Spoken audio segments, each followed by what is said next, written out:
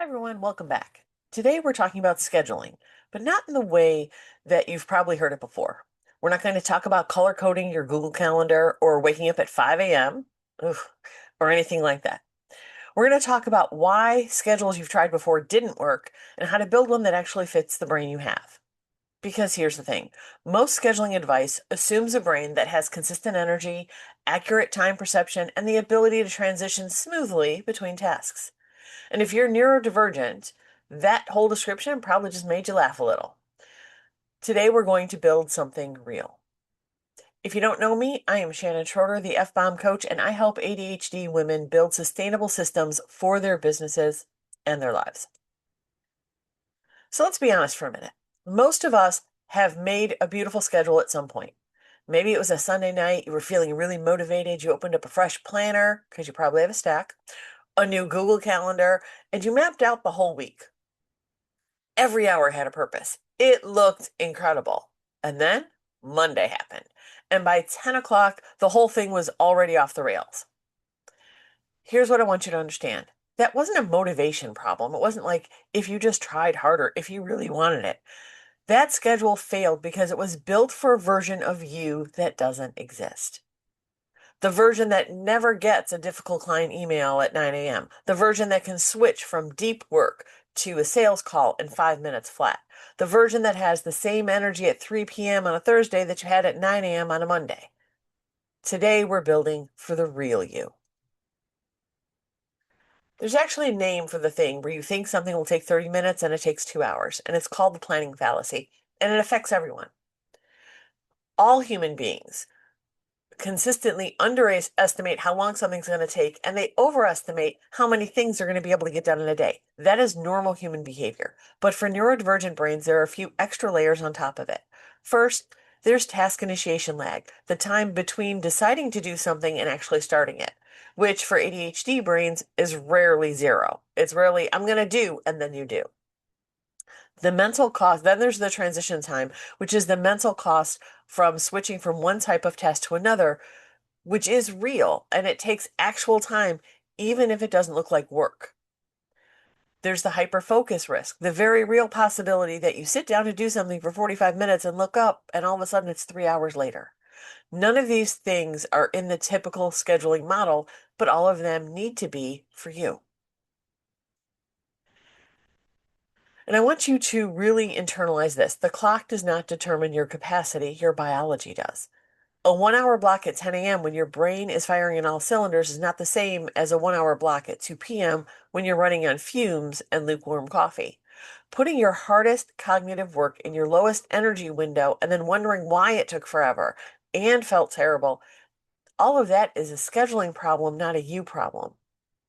And the flip side is also true. Spending your sharpest hours on email and admin tasks because that's what felt manageable and that was easy to get out of the way is one of the most common and most costly scheduling mistakes that neurodivergent people make. The goal is to match the task to the energy, not the time. This is the first step, and most people skip it entirely. But it's the most important. Before you can put a single thing on your calendar, you need to do a little personal research. Spend a week, even just a few days, and you need to pay attention to your energy instead of just your tasks. Notice when you feel mentally sharp and when your brain feels foggy. Notice what types of work leave you feeling drained versus which ones make you feel energized. Notice if you have a predictable afternoon crash or a second wind in the evening. There's no right answer here, and I want to be really clear about that. Some people do their best creative work at 7 a.m. Not me. Some people don't hit their stride until noon. Some people are sharp in the morning for analytical work, but need the afternoons for calls. Your patterns are yours, and your schedule needs to be built around them, not around what some productivity culture says your day should look like. Yeah, I'm talking to you 5 a.m. bros who say get up and take a nice shower. It's not going to work for everybody. Our framework, one framework that works is dividing your tasks into 3 energy categories rather than trying to prioritize purely by urgency or importance. And we do talk about prioritizing that way, but when we're talking about scheduling, we want to spin it a little bit differently. High energy tasks are the ones that require your full brain. Deep writing, complex problem solving, creating content, building something new, strategic planning. Medium energy tasks are the things that require your presence and communication, but not necessarily your sharpest thinking. Calls, responding to emails, light planning, reviewing work. Low energy tasks are the ones that are almost automatic. Organizing files, scheduling social posts, watching a training, doing repetitive admin work. Once you know your categories, you match them to your energy zones during the day. High energy work goes in your sharpest window. Low energy fills your crash zone. This alone can dramatically change how productive you feel and how sustainable this is. Real scheduling accounts for real life. That means transitions between tasks get their own time. If you have a client call at 11 and you want to start a writing project at noon, you need more than 0 minutes between them. You need time to decompress from the call, maybe grab some water, shift your brain into a different mode, and actually get started. Most neurodivergent brains need 10 to 15 minutes, sometimes more. It also means that your schedule has to assume that something unexpected will happen, because it always does. Life is going to life, whether we want it to or not. Client emails with a problem, a tech thing breaks, your kid calls from school. Things happen. If your schedule has zero slack built into it, one interruption breaks the whole day. And then you spend the rest of it feeling really behind and totally demoralized. Buffer time is not wasted time. It's the structural integrity of your schedule. It's what's going to help keep you on track and productive. So this is one of my favorite concepts, the minimum viable day. Before you build your schedule, decide what the floor is. Not the ceiling, the floor. If everything went sideways today and you only got 3 things done, what would those 3 things need to be for the day to still count? Build your core schedule around that foundation. Everything else is a bonus.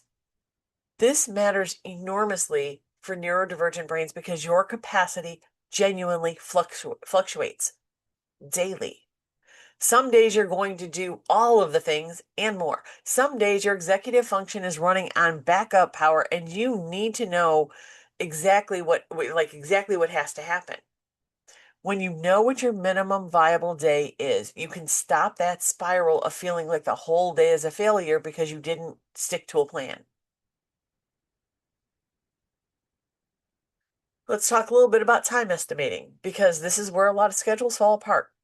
A general rule of thumb that works, whatever you're doing on, is take however long you think something will take and multiply it by at least 1.5. You think it'll take an hour? Schedule 90 minutes. Think it'll take 20 minutes? Give it 30. And that's before you add in that task initiation time, which is the time between deciding to start and actually starting, and transition time. So your 90 minutes might be more like, 100 minutes or 105 minutes. I also want to encourage you to start keeping actual data on your own tasks. Not a super complicated spreadsheet or anything like that. Just noticing, I thought that was going to take 30 minutes and it actually took 50. Over a few weeks, you'll start to see your personal patterns and you can calibrate your estimates to your actual brain instead of your optimistic brain. Like we always lean towards that optimistic time. But once you start to realize how you're actually underestimating things, you can adjust what it should look like. Daily scheduling is important. We absolutely want to do that. But weekly design is where we can start to leverage things. One of the most effective strategies to theme your days so that your brain isn't switching between completely different modes constantly. Maybe Monday and Wednesday are deep work and content creation days. Tuesday and Thursday are calls and client-facing work. Friday is admin, planning, catch-up. You're not switching from recording to a video to strategy call to inbox management, back to writing, all within the same day.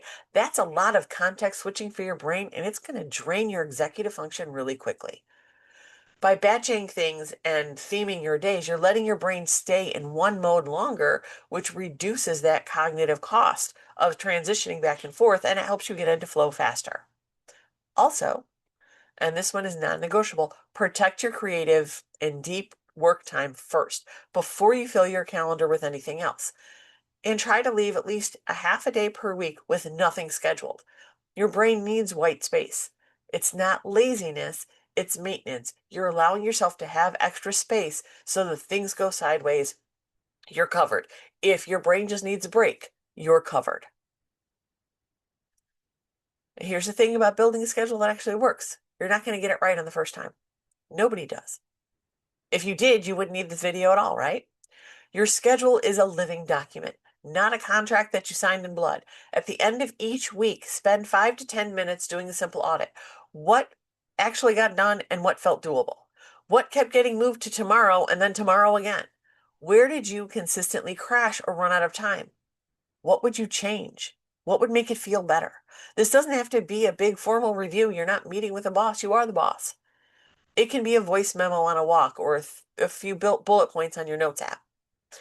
The point is to treat your schedule like an experiment. If you're running yourself ragged all the time, then you need to be able to look at things and use them as a data source. Over time, you're going to build something that fits your actual life and brain instead of just looking good on the screen or on the piece of paper. So this week, I want you to get clear on your 3 energy zones. When are you high, medium, and low energy during your typical day?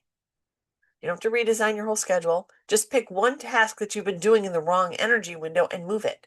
If you've been forcing yourself to do deep creative work at 2 p.m. when you're always foggy, move it to your sharpest window and see what happens. Do that one shift for 5 days. Notice the data. That's all you have to do, because once you notice it, you can start to plan for it. I'll see you in the next video.